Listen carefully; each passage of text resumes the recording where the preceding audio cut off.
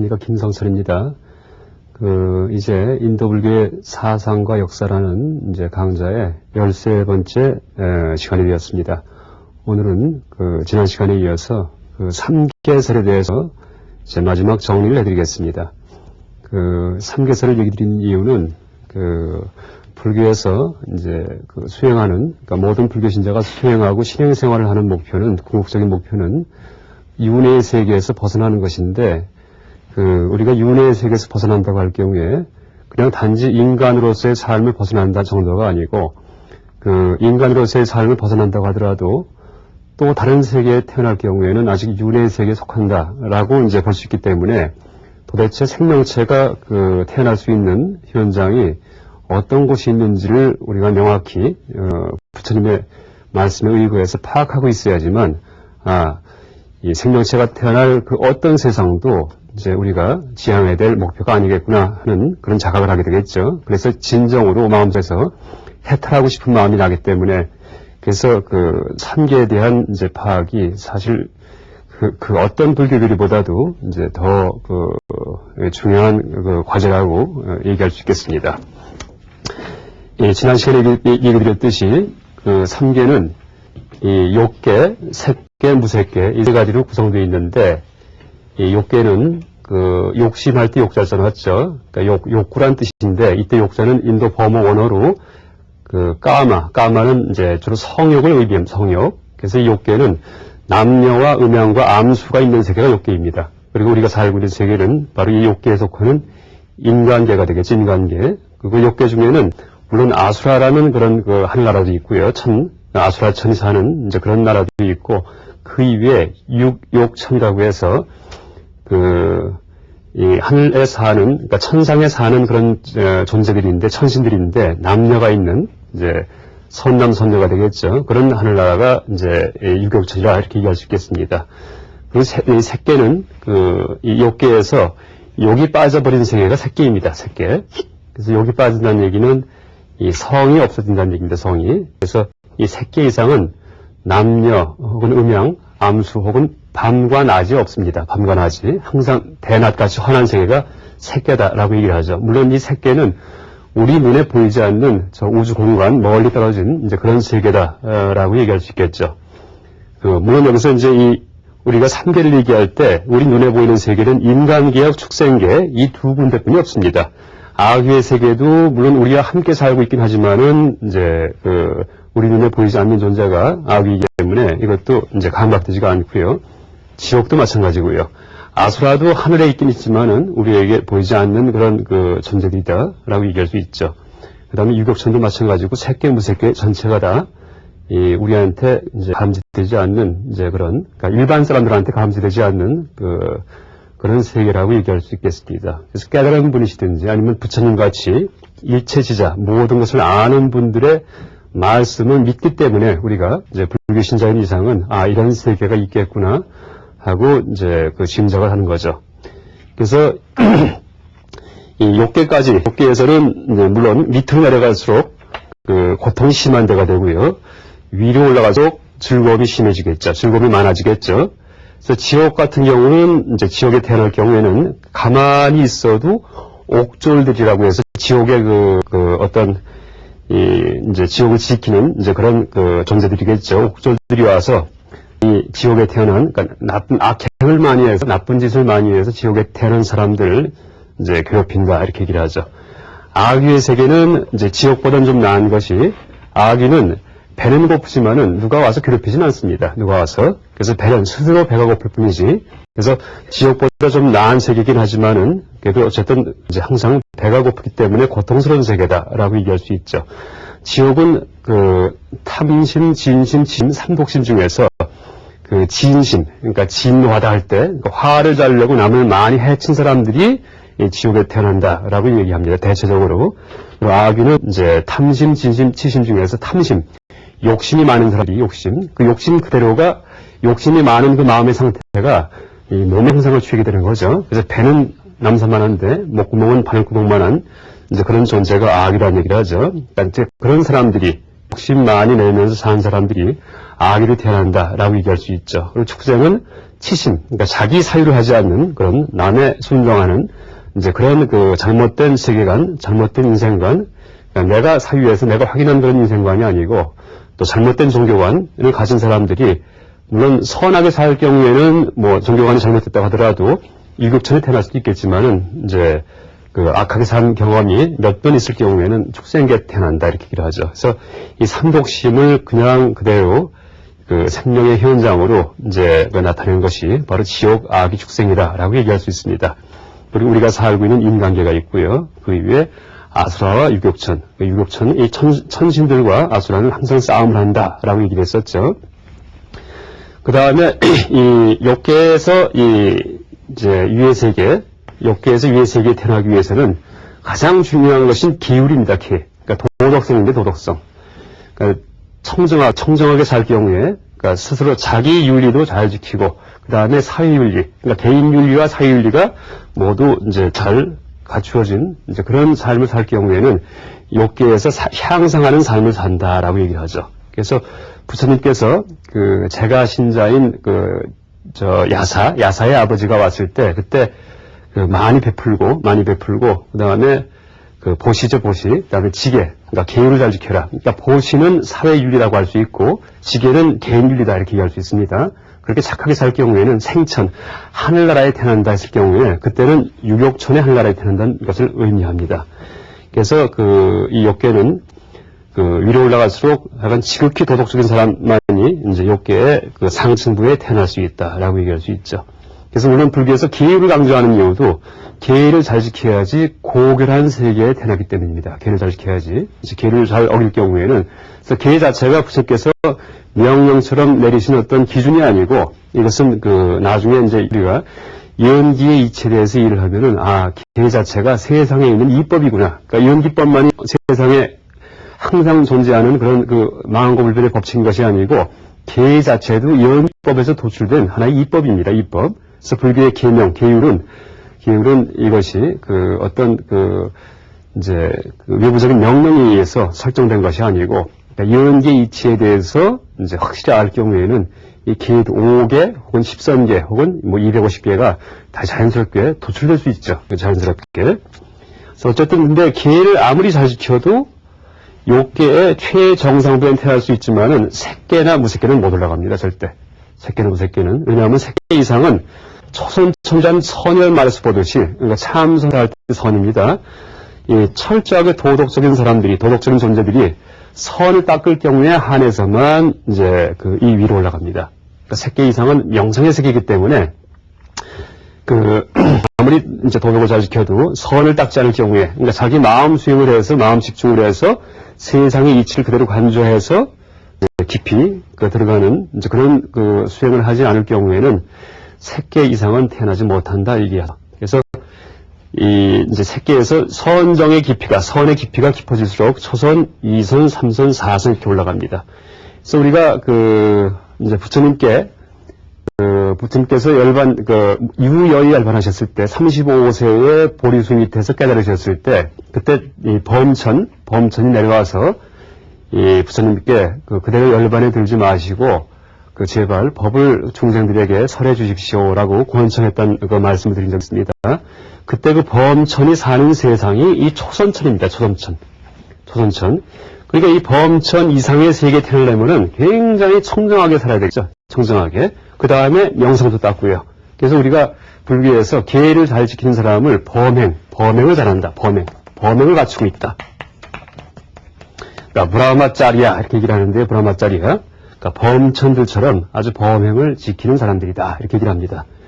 그래서 일단 이제 여기에 대범천이 살고요. 이 대범천은 이 초선천에 있는 이제 지도자가 바로 대범천입니다. 근데 이 대범천은 자기 자신이 온 우주를 창조한 창조신이다라고 얘기를 하는 이제 천신이 대범천입니다.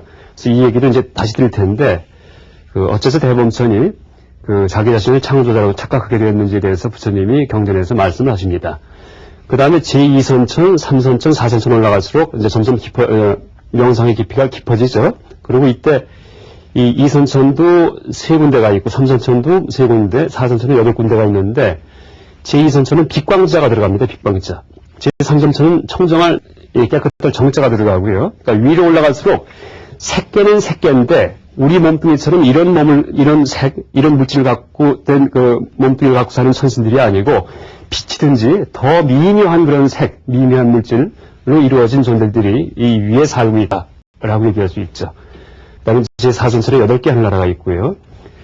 그리고 이제 지난 시간 말씀드렸듯이 불교에서 가장 중시 여기는 그런 그 명상이 제4선천에 태어날 수 있을 정도의 그 깊이로 들어간 명상을 가장 중시합니다.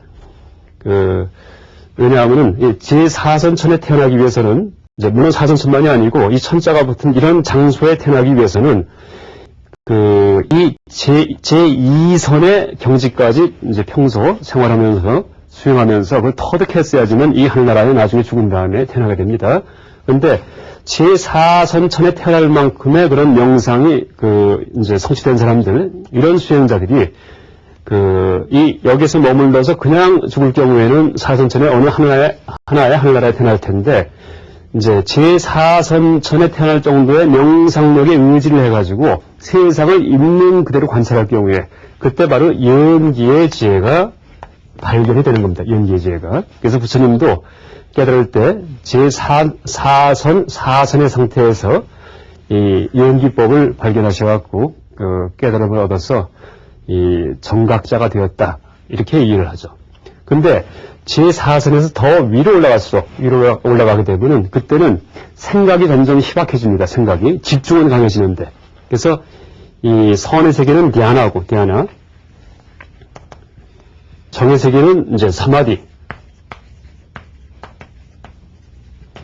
그래서 이 공부변처 정을 닦은 사람은 나중에 죽어서 공부변처 천에 태어나는데 이 경우에는 생각이 점점 희박해지기 때문에 그 연기의 지혜가 여기에서는 발견될 수가 없습니다. 머리가 안 돌아가니까, 생각이 안 굴러가니까. 그래서 불교에서는 물론 이제 마음 훈련을 위해서 위 꼭대기까지 올라가는 수행을 다 시키긴 하지만은 이제 가장 중요한 그런 수행의 그 단계는 제4선의 단계다. 이렇게 얘기를 하죠. 그래서 위로 올라가면은 산매의 힘이 깊어지고 밑으로 내려갈수록 지혜의 이제 힘이 많아진다 얘기를 하죠. 그런데 지혜도 제4선에서의 지혜가 진정한 불교에서 얘기하는 진정한 지혜고 더 밑으로 내려갈 경우에는 이 지혜가 이제 인간계 같은 경우는 분별이 되겠죠. 분별. 지식이 되고 더 내려가서 악이나 지옥세계 같은 경우는 이때는 망상이 돼버립니다. 망상. 그래서 악이나 지옥세계의 중생들은 항상 망상 속에 살죠. 그러니까 실제가 아닌데 실제인 것처럼 착각하고 사는 것이 지옥 중생, 악의 중생이다. 이렇게 얘기합니다. 그래서 이제 지옥에 대한 이제 하나의 문제가 나중에 후대 대승불교 논소 중에 유식 20송이라는 그런 논소가 있습니다. 유식 20송, 세친보살께서 저술하신 것인데, 여기에서 이제 지옥에 대한 어떤 의문을 이제 하나 제기합니다.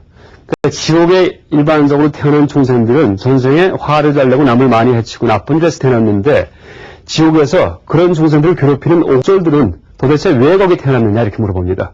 도대체 옥졸들은 지옥에 태어나는 중생들을 괴롭히는 그런 존재들인데 나쁜 일을 많이 해서 거기 태어났냐 아니면은 좋은 일을 많이 해서 남을 괴롭히는 이제 즐거움을 얻기 위해서 태어났냐 좀 웃음 얘기지만은 이제 그렇게 이제 그런 식으로 물어보는 게 있습니다.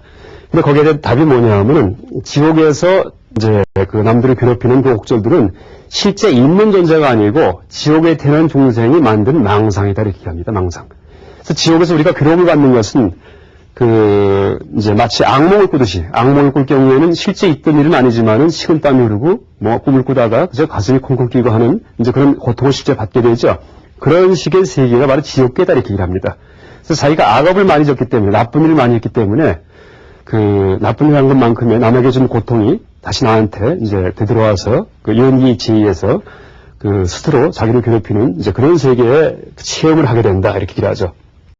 그래서 악일 경우에도 남들은 일반 사람들은 강물로 보는데 강물로 보이는데 악일은 망상이 심하기 때문에 그것이 피고름으로 보인다. 그래서 강물에 가서는 물을 마시지 못한다라고 얘기를 합니다. 그래서 어쨌든 이 밑으로 내려갈수록 망상과 분별이 심해지고 위로 올라갈수록 이제 이 산매의 깊이가 깊어지는데 이때 제4선의 단계가 바로 산매와 그다음에 이 지혜가 가장 균등한 이제 그런 그 단계다라고 얘기할 수 있죠. 그래서 그 지난번에도 이제 비유로 얘기를 했지만은 이 항아리에 물이 담겨 있을 때 물이 출렁이면은 그때는 세상의 모습이 있는 그대로 안 비치죠. 근데 그 물이 잔잔해졌을 경우에 그때는 그 하늘에 떠 있는 달 그림자가 그대로 비치게 되겠죠. 그때 하늘에 떠 있는 달 그림자가 그대로 비친다는 얘기가 바로 지혜입니다, 지혜. 그러니까 세상 돌아가는 이치를 있는 그대로 본다는 얘기고, 물 출렁거림이 잔잔해지는 얘기가 바로 선정, 삼매입니다, 삼매. 근데 이제 더 올라가면은 출렁거림이 없어지는, 이제 비유한다면은, 뭐 이런 얘기는 이제 경연에 안 나오지만 제 생각에는, 그러니까 비유한다면은 물이 얼어버리면 아예 출렁이지가 않겠죠. 그 대신 달 그림자가 전혀 못 비치겠죠.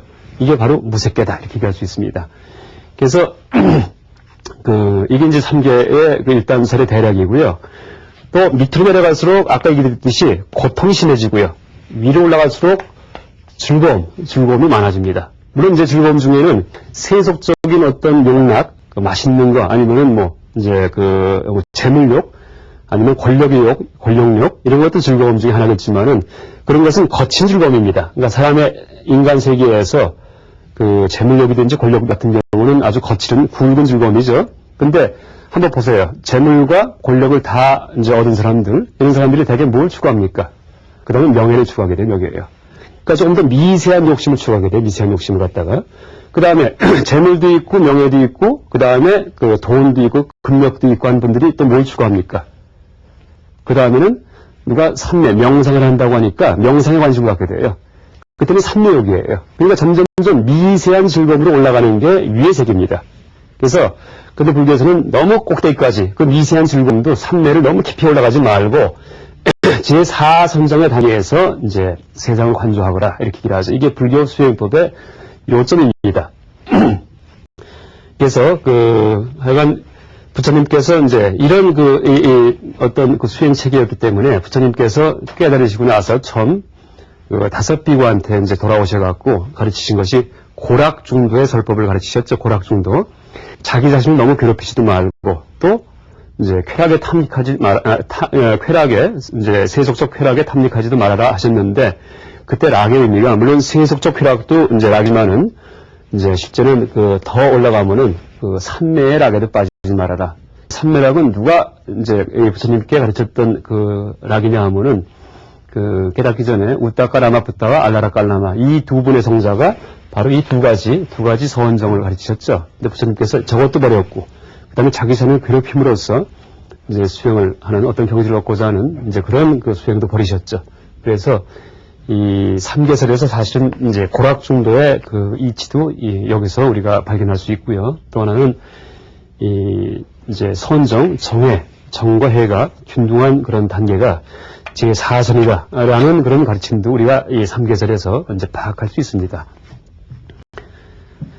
그럼 이런 3계가 도대체 어디에 있느냐라고 할 경우에 아까 이제 말씀드렸듯이 이런 3계는 인간과 축생의 세계 이외의 세계는 우리 눈에 보이지 않습니다. 근데 우리 눈에 보이지 않는 게 어떻게 있다고 할 수 있겠느냐?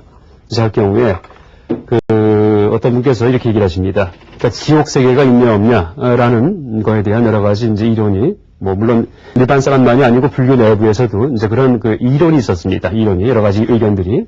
그런데 지옥이 있다 없다 여부를 떠나가지고 평생 살면서 악한 일을 많이 한 사람은 반드시 내세에 그래서 죽은 다음에 지옥과 같은 고통을 받는다는 사실, 그걸 체험한다는 사실만은 이제 그건 부정할 수 없다 이렇게 얘기를 합니다. 그러니까 이제 티베트의 달라이라마 이분께서 이제 누가 지옥을 물어보니까 지옥에 대해서 지옥이 실제하는지 아니면 우리가 마음속에서 꿈처럼 만드는 건지 이것은 사실은 이제 확정할 수는 없지만 여러 가지 의견이 있지만은 어쨌든 분명한 것은 우리가 그런 지옥과 같은 고통을 반드시 체험하게 되어 있다 이제라고 얘기를 합니다. 근데 왜냐하면은 이게 다 연기의 이치 때문에 이런 일들이 일어납니다. 연기의 이치 때문에. 왜냐하면은 이 세상 만사는 다 연기가 바로 의존성이죠. 의존성에 의해서 이제 모든 게 발생하기 때문에 세상에 홀로 발생하는 것은 아무것도 없습니다. 혼자 발생하는 것은, 혼자 딱 존재하는 것은 아무것도 없습니다. 무슨 의미냐 하면은, 우리가 긴 것이라고, 이제 어떤 이 막대기를 보고서, 참 긴 막대기구나 하고 생각했을 경우에, 그때는 반드시 마음속에서, 아까 봤던 짧은 막대기든지 아니면 염두에 두었던 전에 내려봤던 짧은 막대기든지 아니면 그 옆에 놓인 짧은 막대기 이것을 염두에 둬야지만 긴 것이구나 하는 그런 판단이 발생합니다. 그때 염두에 두어진 짧은 것과 지금 긴 것이라는 판단이 동시에 발생하죠. 짧은 것을 염두에 두지도 않았는데 길구나 이런 생각을 절대 할 수가 없습니다. 왜? 세상은 연기의 이법이 지배하기 때문에. 그래서 항상 이 세상에서 일어난 사건은 쌍으로 발생합니다. 쌍으로. 이게 연기이치입니다. 그런데 이제 그 연기이치는 나중에 다시 설명드리고요. 우리가 남에게 고통을 줬을 경우에 이제 악행을 했을 경우에 그때 남이 받은 고통이 함께 발생합니다. 근데 내 인식의 장애는 그 받은 고통은 들어오지가 않았죠. 근데 언젠가 반드시 내 인식의 장애도 그 받은 고통이 들어온다는 얘기예요.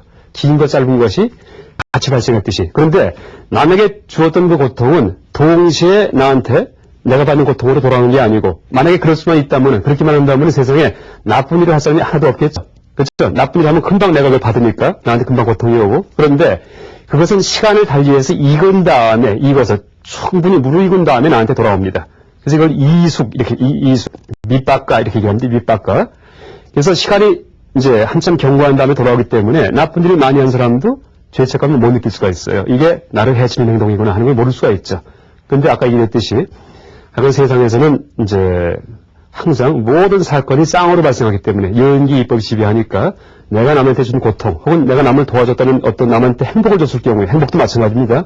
그때는 그 사람이 받은 행복이 반드시 내 마음밭에 저장이 되어 있다가 언젠가 다시 나한테 돌아옵니다. 이게 이제 바로 인과응보의 법칙이죠. 그래서 이 세계는 뭐 있냐 없냐 이렇게 이제 의심을 품을 것이 아니고 우리가 물론 이제 내가 그걸 보지는 못하지만은 이 부처님께서 가르치신 연기의 이치에 대해서 우리가 명확히 파악할 경우에는 틀림없이 저렇게 우리가 죽은 다음에 내세가 아예 없어지는 것이 아니고 반드시 내가 행동했던 모든 것들이 다 이 반대. 근데 내가 플러스 행동을 했으면은 마이너스로서의 그런 과보들이 이제 다 이제 내가 체험하는 그런 장 속에 다 들어오겠구나 하는 짐작을 할 수가 있습니다. 그래서 이제 이런 삼계가 이 생명체가 사는 현장인데 이런 삼계가 한 군데만 있는 게 아니고 이 경전에 보면은 이 지구와 같은 것 하나마다 삼계가 하나씩 갖추어져 있다 이렇게 합니다. 지구 하나마다 무슨 언제 말이냐 하면은 이 경에서는 이 수미산이 우주의 중심에 있고 동서남북에 사천왕이 있다는 얘기 이제 먼저 드렸듯이 그러니까 사천왕을 얘기하는데 어떻게 얘기를 하냐 하면은 이 사천왕이 다스리는 동서남북에 북쪽에서 밤이 될 경우에는 동쪽에서 해가 지고 남쪽에서 이제 해가 중천에 떠 있을 경우에는 서쪽에서는 해가 뜬다 이렇게 얘기를 합니다. 무슨 얘기냐 하면은 지구가 자전한다는 얘기를 갖다가 사실 이제 이 경에서 이 부처님께서 이렇게 설명하신 거죠. 그래서 이제 수미산을 중심으로 동서남북 이제 사왕천이 있고요. 그 다음에 그 위에 색계가 있고 한 그런 세계가 지구 하나마다 하나씩 붙어 있습니다. 그런데 이 지구와 같은 그런 생명체가 달라붙어 사는 그런 수미산 같은 이 흙덩어리가 하나만 있는 것이 아니고 우주에는 무한히 많이 퍼져 있다. 무한히 많은 수가 있다. 라고 얘기를 하는 것이 불교의 바로 삼천대천세계설입니다.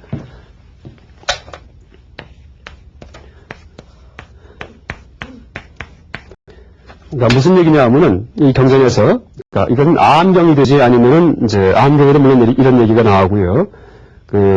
뭐 기세경, 대루탕경 같은 경우에도 이런 얘기가 나오는데 수미산 하나마다 해와 달이 하나씩 붙어 있다라고 얘기를 합니다. 바로 지구를 얘기하는 거겠죠.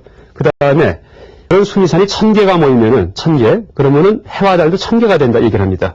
그러니까 실제 해가 멀리서 보면은 이 별이 되겠죠, 별. 그래서 별이 1000개가 모이면은 이게 바로 소천세계다 이렇게 얘기를 합니다. 소천세계. 그래서 이 소천세계가 또 1000개 모이면은 일중천세계다라고 얘기합니다.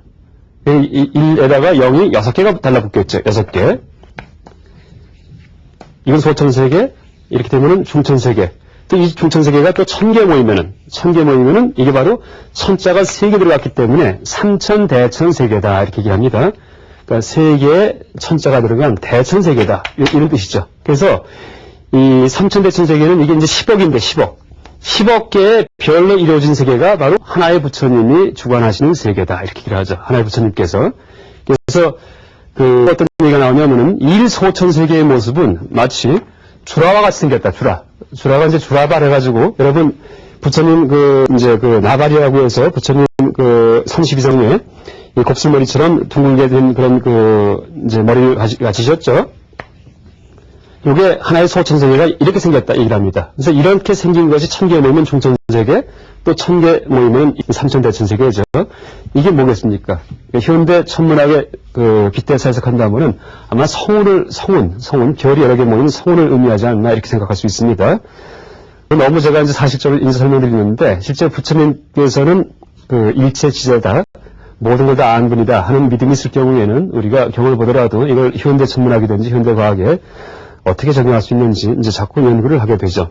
그래서 이렇게 3계도 실제 일불국토에는 10억 개가 있는 겁니다. 10억 개가. 물론 무색계는 이제 이 색이 없기 때문에 물질이 없는 세계니까 이제 있는 장소가 없죠. 그렇지만 색계와 욕계는 10억 개가 온 우주에 퍼져 있다라고 얘기할 수 있죠. 그러니까 실제 우리가 보는 별마다, 모든 별마다 그 주변에 우리 같은 이제 이 사람들이 살고 있고 생명이 살고 있다라고 보는 것이 이제 불교의 우주관이고, 이것이 이 삼계설과 이렇게 연관이 되어 있습니다.